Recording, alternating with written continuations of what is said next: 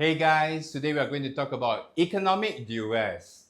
Now, economic duress happens when someone is forced or pressured into signing a contract because of an unlawful or illegitimate threat, leaving them with no choice but to agree. For example, imagine a supplier threatening to stop delivering critical materials unless you pay an inflated price. That situation would amount to economic duress if the agreement was made under such pressure. Under Singapore law, for economic duress to be established, the pressure applied must be illegitimate or unlawful, and it must leave the victim with no reasonable alternative but to agree. The rationale behind the defense of economic duress lies in ensuring fairness and protecting the integrity of contracts. The law safeguards the principle that agreements should be entered into freely and voluntarily. If such a defense did not exist, it would open the door to exploitation, allowing parties with greater power to coerce others into unfair agreements. Economic duress ensures that contracts are not just legally enforceable but morally fair, balancing power dynamics in commercial relationships and upholding the concept of genuine consent.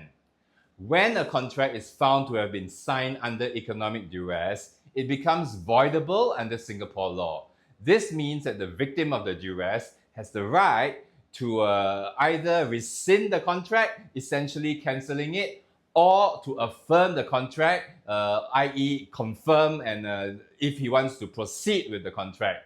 However, this right to rescind is not indefinite. The victim must act promptly to avoid being seen as affirming the contract, which could weaken their case.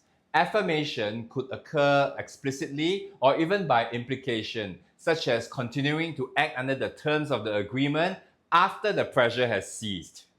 To illustrate economic duress, consider the scenario of a supplier who refuses to deliver goods unless a buyer pays an additional $50,000, despite an existing contract at a lower price.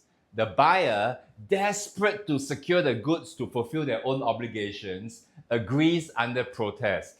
This would likely constitute economic duress. In another example, a loan shark lends money to an individual and later demands a higher interest rate than initially agreed upon, threatening to damage the borrower's business reputation if they do not comply. Such threats clearly undermine the voluntary nature of the agreement. Finally, imagine a smaller business being coerced by a large corporation into signing an unfavorable agreement under the threat of cutting off critical services. Without any practical alternative, the smaller business signs the contract, making it a case of economic duress. Economic duress is a vital safeguard that reinforces the principle of free will in contractual agreements. It protects parties from being exploited and ensures that contracts are based on fairness and mutual consent. However, it is also important to note that not all pressure amounts to economic duress. Hard bargaining or tough negotiations, for instance, are not the same as illegitimate threats. If economic duress is suspected, it is crucial to act promptly.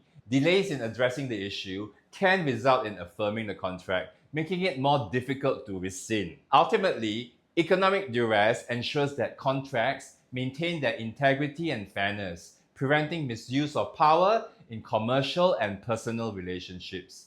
It is a doctrine that aligns with the broader principles of justice and equality, ensuring that agreements are truly consensual and legally sound. That's all for today's video on economic duress. Don't forget to like, share, and subscribe, and I'll see you in the next video.